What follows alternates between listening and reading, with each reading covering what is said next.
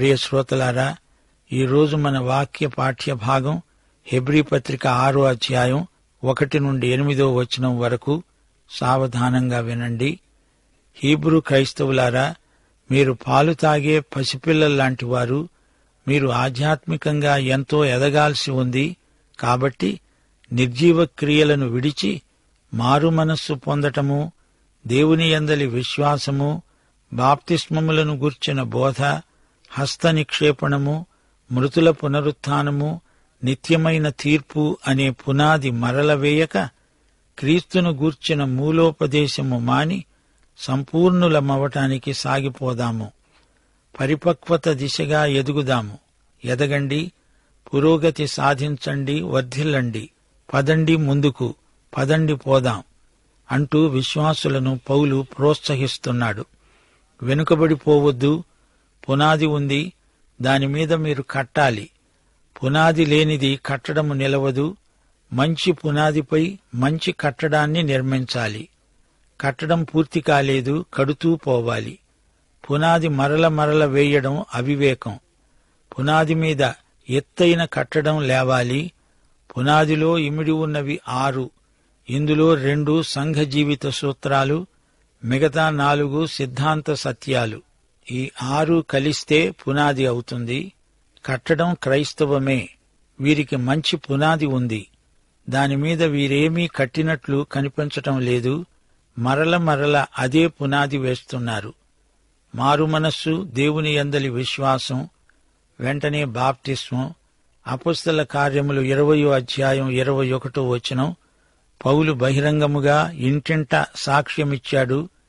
దేవుని ఎదుట మారు మనస్సు పొంది మన ప్రభు అయిన యేసుక్రీస్తునందు విశ్వాసముంచాలి. మారు మనస్సుకు ముందు నిర్జీవ క్రియలను వెడవాలి అని బోధించాడు. నిర్జీవ క్రియలు అంటే అవి ఎలాంటి క్రియలు? పాపక్రియలు. పాపము వల్ల వచ్చే జీతం మరణం, నిర్జీవం. మృతతుల్యమైన క్రియలు. మనము పాపముల చేత, అపరాధముల చేత చచ్చిన వారము. చచ్చిన వారు చేసే క్రియలు నిర్జీవ క్రియలు, నిష్ఫలమైన అంధకార క్రియలు. దేవుని యందలి విశ్వాసం. క్రైస్తవానికి ఇది మూలం. యూదులకు ఈ మాట కొత్తదేమీ కాదు. దేవుని యందలి విశ్వాసం, దేవుని పట్ల విశ్వాసం. యోహాను సువార్త 14వ అధ్యాయం 1 ప్రభువు యూదులతో అన్నాడు, దేవుని యందు విశ్వాసముంచుతున్నారు, నాయందు విశ్వాసముంచండి. ఇప్పుడు వరుసగా 4 ప్రాతిపదిక సిద్ధాంత సత్యాలను పౌలు పేర్కొంటున్నాడు. బాప్తిస్మములను గూర్చిన బోధ. యూదులకు ఇది చిరపరిచితమైన సంస్కారమే. అయితే ఇక్కడ పౌలు క్రైస్తవ బాప్తిస్మమును గురించి మాట్లాడుతున్నాడు. హస్త నిక్షేపణం మరొక సత్య సిద్ధాంతం. బాప్తిస్మము, హస్త నిక్షేపణము ఈ 2 యూద మతాచారాలు, కాని అవి క్రైస్తవీకరించబడినవి. బాప్తిస్మము తరువాత అపొస్తలులు హస్త నిక్షేపణం చేసేవారు. స్వస్థత కొరకై హస్త నిక్షేపణ చేస్తారు. బాప్తిస్మము, హస్త నిక్షేపణ ఈ 2 సంస్కారాలు కలిపి చెప్పబడినవి. ఆ తరువాత మృతుల పునరుత్థానమనే సిద్ధాంతం. ఇక 4వది నిత్యమైన తీర్పు. ఈ 6 క్రైస్తవంలో పునాది సత్యాలు. మారు మనసు, విశ్వాసము, సంఘములోకి ప్రవేశార్హతలు, పాపక్షమాపణ అనేది బాప్తిస్మంలోనే ఇమిడి ఉంది. కృపా నిశ్చయతకు హస్త నిక్షేపం, పునరుత్థానం, అంతిమ తీర్పు. ఈ 6 క్రైస్తవ ఉద్యమంలో అనగా సంఘానికి 6 పునాది సత్యాలు. వేసిన పునాదే మరల వేయక సంపూర్ణులమవటానికి సాగిపోదాము రండి. దేవుడు సెలవిచ్చిన ఎడల అలాగే చేద్దాము. అవును, దేవుడు తప్పక సెలవిస్తాడు. మన దేవుడు సంపూర్ణతకు దేవుడు. ఆయన ఆశీస్సులతో ముందుకు సాగుదాము. అభివృద్ధి పథంలో యాత్ర కొనసాగిద్దాము. వెనకబడిపోయారో తిరిగి ముందుకు రావటం అసాధ్యం. ఒకసారి వెలిగించబడి పరలోక సంబంధమైన వరమును రుచిచూచి పరిశుద్ధాత్మలో పాలివారై దేవుని దివ్యవాక్యమును, రాబోయే యుగ సంబంధమైన శక్తుల ప్రభావమును అనుభవించిన తరువాత తప్పిపోయిన వారు తమ విషయములో దేవుని కుమారుణ్ణి మరల సిలువ వేస్తూ బాహాటముగా ఆయనను అవమానపరుస్తున్నారు గనుక మారు మనస్సు పొందునట్లు అట్టివారిని మరల నూతనపరచడం అసాధ్యం. హీబ్రూ క్రైస్తవ విశ్వాసులారా, పురోగమించండి, తిరోగమించకండి, ముందంజ వేయండి, వెనకబడిపోకండి. కృపావరములను అనుభవిస్తున్నారు, ఆనందిస్తున్నారు. ఈ అనుభవం మీకుంది. ఈ విశ్వాస పథం నుంచి మీరు ఎట్టి పరిస్థితుల్లోనూ పడిపోకూడదు. పడిపోయారంటే మళ్లీ లేవలేరు. మిమ్మల్నెవరూ లేవనెత్తలేరు కూడా. మీ అనుభవం ఎంత గొప్పదో మీ పాటు కూడా అంత గొప్పదవుతుంది. జాగ్రత్త. అంతరంగంలో వెలిగించబడిన వారు. బాహ్యాచారాలకు అతీతమైన అనుభూతి ఇది. క్రైస్తవులు అంతర్గతంగా వెలిగించబడిన వారు. కొందరు బాప్తిస్మం పొందినా వెలిగించబడని వారున్నారు. పరలోక సంబంధమైన వరాన్ని రుచిచూచారు. జ్ఞానమే కాదు, ఇది అనుభవం. రుచిచూచి ఎరిగిన వారు. ఇక్కడ పరలోక సంబంధమైన వరం అంటే విమోచన. అంతేకాదు, పరిశుద్ధాత్మే పరలోక సంబంధమైన గొప్ప వరం. 2 కొరింథీ 9:15 చెప్పశక్యము కాని ఆయన వరమును గూర్చి దేవునికి స్తోత్రం. పరిశుద్ధాత్మ అనే వరాన్ని పొందటమే కాదు, పరిశుద్ధాత్మలో పాలివారయ్యారు. పరిశుద్ధాత్మ ప్రభావమే కాదు, పరిశుద్ధాత్మను పంచుకున్నారు. మీరు పరిశుద్ధాత్మను పొందటం కాదు, పరిశుద్ధాత్మే మిమ్ములను పొందాడు. అనుభవించారు, రుచిచూచారు. దేవుని దివ్యవాక్యాన్ని మీరు రుచిచూచిన ప్రజలు.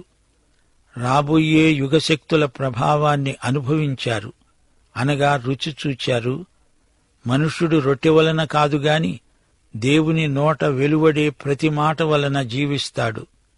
రాబోయే యుగం మెస్సీయా రాజ్యకాలం, 1000 ఏండ్ల పరిపాలన కాలం, యేసు ప్రభువు రెండో రాకడ సమయం. అప్పటి యుగంలో మనం విశ్వాసాన్ని బట్టి ఇప్పుడే ఉన్నాము. మన స్వాస్థ్యానికి పరిశుద్ధాత్మే సంచకరువు. బయాన 2 కొరింథీ 5:5 ఆయన తన ఆత్మ అనే సంచకరువును మనకు అనుగ్రహించి ఉన్నాడు.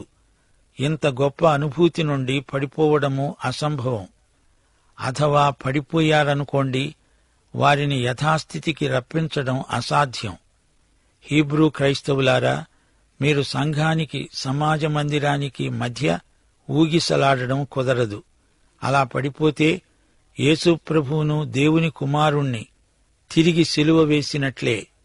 మీ పూర్వీకులు ఒకసారి ఆయనను సిలువ వేశారు గదా, మీరిప్పుడు ఆయనను తిరిగి సిలువ వేస్తారా? తిరిగి బాహాటంగా ఆయనను అవమానపరుస్తారా? మీరలా చేస్తే ఇంకేమైనా ఉందా? మీకు మారు మనస్సు కలగదు, మిమ్ములను నూతనపరచడం అసాధ్యం. అలాంటి వారి పట్ల కృపాశక్తి నిరర్థకమైంది. మత్తయి సువార్త 12:31 మనుష్యులు చేసే ప్రతి పాపము, దూషణ వారికి క్షమించబడుతుంది గాని ఆత్మ దూషణకు పాప క్షమాపణ లేదు. పరిశుద్ధాత్మను అనుభవించే వారికి అంత హృదయ కాఠిన్యం ఉండకూడదు. అది మరణకరమైన పాపమవుతుంది. కృప నుండి పడిపోవడం అసంభవం. 7-8 ఎట్లనగా, భూమి తన మీద తరచుగా కురిసే వర్షాన్ని తాగి ఎవరి కొరకు వ్యవసాయము చేయబడుతుందో వారికి అనుకూలమైన ఫలాలు ఫలిస్తూ దేవుని ఆశీర్వచనము పొందుతుంది. అయితే ముండ్ల తుప్పలు, గచ్చతీగలు దానిమీద పెరిగిన ఎడల అది పనికిరానిదని విసర్జించబడి శాపము పొందినదవుతుంది. తుదకు అది కాల్చివేయబడుతుంది. భూమి పండలేదంటే అది భూమి తప్పే. దానికి భూమే నైతిక బాధ్యత వహించవలసి ఉంది. ఆ పంట చెడిపోతే దాన్ని కాల్చివేయాల్సిందే. అది మరెందుకూ పనికిరాదు. పరిశుద్ధాత్మ వర్షాన్ని త్రాగిన హృదయభూమి బీడైపోతే దాని గతి అంతే. భూమి పండించిన మంచి పంట దేవుని ఆశీర్వాదానికి సంకేతం. యోహాను సువార్త 15:2 ఫలించే ప్రతి తీగె మరి ఎక్కువగా ఫలించాలని ద్రాక్షవల్లిలోని పనికిరాని తీగలను ఆయన తీసివేస్తాడు.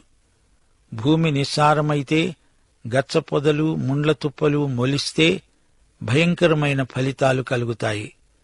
ద్వితీయోపదేశకాండం 29 అధ్యాయం 23 వచనం, యెహోవా తన కోపోద్రేకము చేత నశింపచేసిన ఆ సమస్త దేశము గంధకము చేత ఉప్పు చేత చెడిపోయి విత్తబడక, దానిలో ఏదీ పుట్టక, దానిలో ఏ కూర మొలవదు.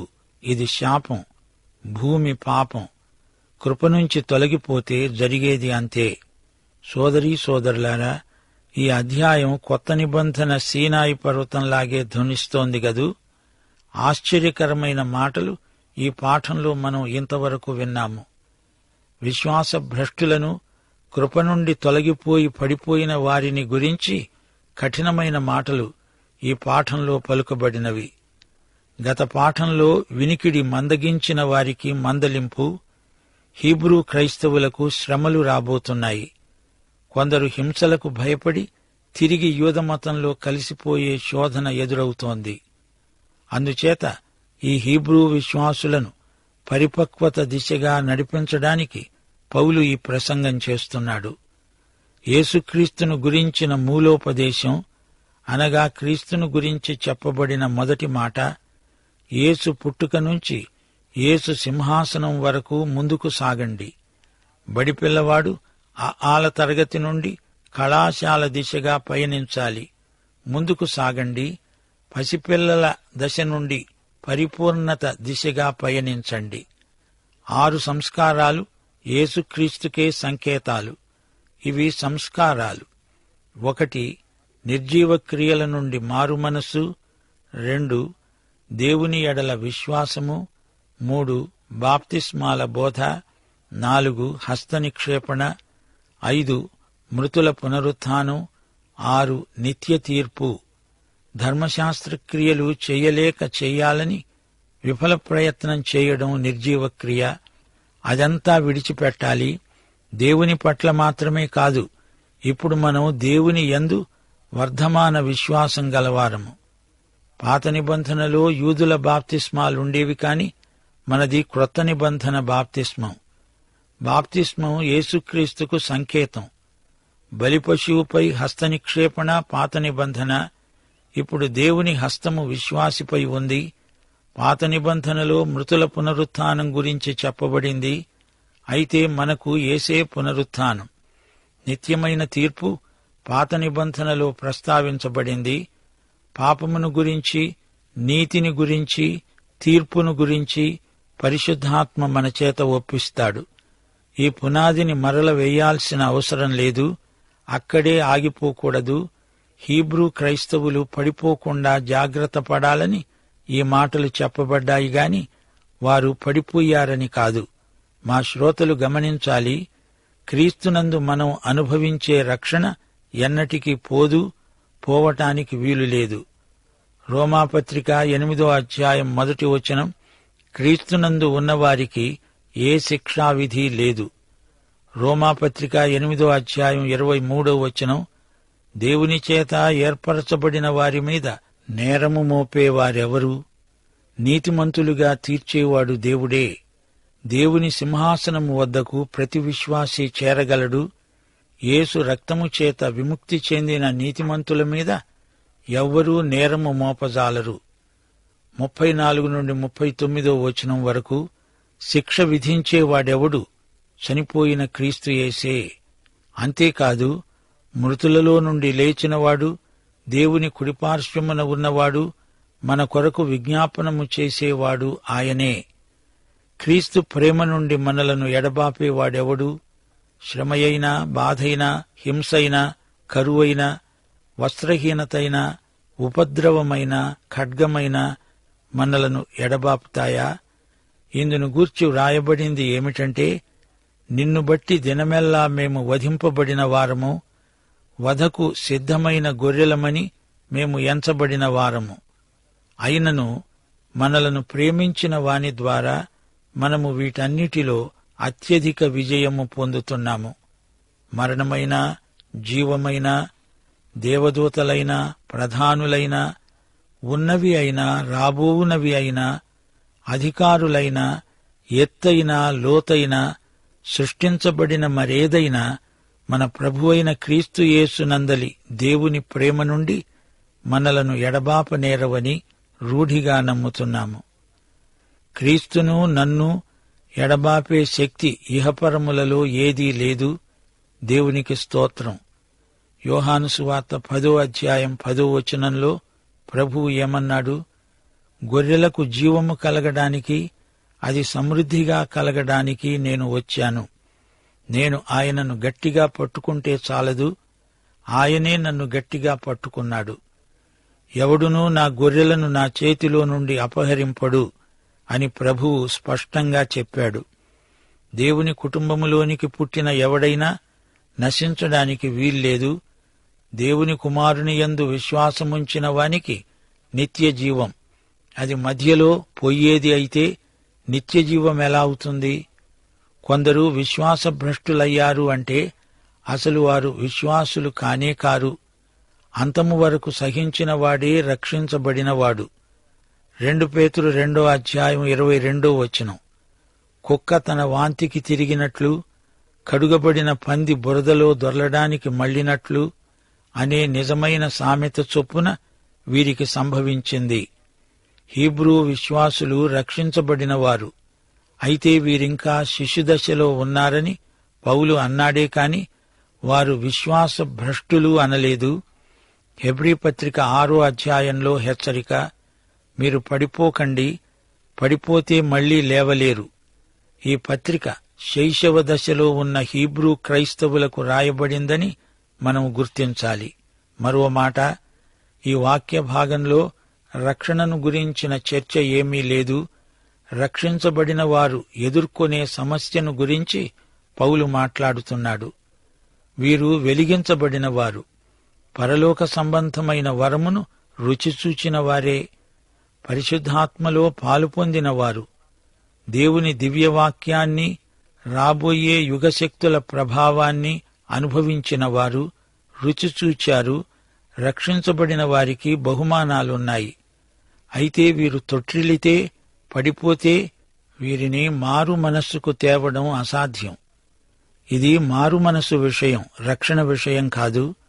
విశ్వాసులు చేయాల్సింది చెయ్యనప్పుడు వారికి మారు మనస్సు అవసరం. ప్రకటన గ్రంథంలో 7 ఉత్తరాలు ప్రభువు రాశాడు. 2-3 అధ్యాయాలలో ప్రభువు మారు మనస్సు పొందవలసిందని సంఘాలను హెచ్చరించాడు. రక్షణ యొక్క ఫలితాలను గురించి పౌలు రాస్తున్నాడు. రక్షణకు మూలమేది అనే విషయం ఇక్కడ చర్చనీయాంశం కాదు. బహుమానాలు పోగొట్టుకోవద్దని హెచ్చరిక. అగ్ని పరీక్ష విశ్వాసులకు ఉంది. అగ్నిలో అంతా కాలిపోతుంది, ఆధ్యాత్మికమైనది మిగులుతుంది. శరీర సంబంధమైనదంతా కాలి బూడిదైపోతుంది. ప్రతి విశ్వాసీ దేవుని న్యాయపీఠమెదుట బహుమానాల తీర్పు కోసం నిలువబడాల్సి ఉంటుంది. గమనించాలి, న్యాయపీఠం రక్షించబడిన విశ్వాసుల కోసమే. భూమి వర్షాన్ని తాగుతుంది, మంచి ఫలాలు ఫలించాలి, లేకపోతే చెడు పంట కాల్చివేయబడుతుంది. ఇది ఫలాలను గురించిన తీర్పు. ఎండిపోయిన ద్రాక్షతీగలు కాల్చివేయబడతాయి. నిష్ఫలమైన క్రైస్తవ జీవితానికి తీర్పు. మనకు రక్షణ క్రియల వల్ల వచ్చింది కాదుగదా. రక్షణ దేవుని కృపచేత విశ్వాసము ద్వారా మనకు ప్రాప్తించింది. రక్షించబడిన వారే సత్క్రియల యందు ఆసక్తి కనపరుస్తారు. రక్షణ లేని సత్క్రియలు గుర్తించబడవు. ఇది పౌలు ప్రబోధం. తిరిగి జన్మించని వ్యక్తికి క్రియల ప్రమేయం లేనే లేదు. అవి స్వనీతి క్రియలు, మురికి బట్ట పేలికలు. విమోచనాత్మకమైన కృప కలవారే సత్క్రియలు చేస్తారు. దీనికి బహుమానాల తీర్పు ఉంటుంది. అదే దేవుని న్యాయపీఠం. విశ్వాసులు కృప నుండి తొలగిపోరు, కాని ఇంకా ఆధ్యాత్మిక బాల్యంలో ఉంటే తొట్టిల్లవచ్చు. అది వేరే సంగతి. భక్తులందరూ అప్పుడప్పుడు తొట్టిల్లారు గాని అది రక్షణ విషయం కాదు, క్రైస్తవ జీవితంలో జరిగే ప్రమాదాలు. అలాగే హెబ్రీ పత్రికలోని సందేశమిదే. వారు ఇంకా శిశుదశలో పునాది వద్దనే నిలిచిపోయారు. వారు ఎదగాలి. నిర్జీవ క్రియలను విడిచి మారుమనసు పొందాలని హీబ్రూ క్రైస్తవులను పౌలు హెచ్చరిస్తున్నాడు. అదే ఈ పాఠం సారాంశం. బాప్తిస్మమిచ్చిన యోహాను కూడా మారు మనసుకు తగ్గ ఫలాలు ఫలించండి అంటూ ప్రబోధాలు చేశాడు. మారు మనస్సు అంటే క్రైస్తవుడు తన దారి మార్చుకొని ప్రభువు దారికి రావాలి. రక్షణ పొందిన వారు మీరు తిరిగి యూద సమాజ మందిరాలకు వెళ్తారా? వెళ్ళకండి. అది అనూహ్యం. అలాంటిది జరిగితే మీ క్రైస్తవ ఎదుగుదల స్తంభించిపోతుంది. పరిస్థితి చెయ్యి జారిపోతుంది. జాగ్రత్త అని పౌలు వారిని గట్టిగా హెచ్చరించాడు. మీరు తిరిగి వెనకటి బలులు అర్పిస్తారా? అలా చేస్తే తిరిగి యేసు ప్రభువును సిలువ వేసిన వారవుతారు. యేసు సిలువ బలిని దయచేసి నిరర్థకం చేయకండి అంటూ పౌలు వారితో గోజాడుతున్నాడు.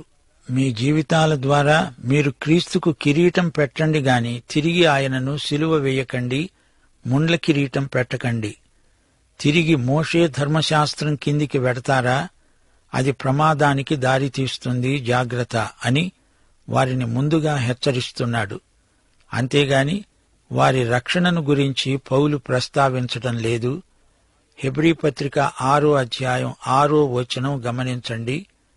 మారు మనస్సు పొందునట్లు వారిని నూతనపరచడం అసాధ్యం. మీకు పునాది ఉంది, అది రక్షణ పునాది. దానిపైన ఏమి పెట్టి కడుతున్నారు? గడ్డి, కట్టె, కొయ్యకాల, లేక బంగారము, వెండి, వెలగల రాళ్లా? సోదరుడా, సోదరి, నిన్ను బట్టి ఎందరు పరలోక పౌరులు కాగలుగుతున్నారు? ఎంతమంది నీ ద్వారా పరలోక వారసులవుతున్నారు? నీ రక్షణ పోదుగాని నీ బహుమానాలన్నీ పోతే అది నీకు అవమానం కాదా? ఆలోచించు. పాఠం ఇంతటితో సమాప్తం. మన ప్రియ రక్షకుడైన యేసుక్రీస్తు వారి కృప, మన తండ్రి యొక్క వాత్సల్య ప్రేమ, పరిశుద్ధాత్మ నిత్య సహవాసము మనకు తోడై ఉండునుగాక. ఆమేన్.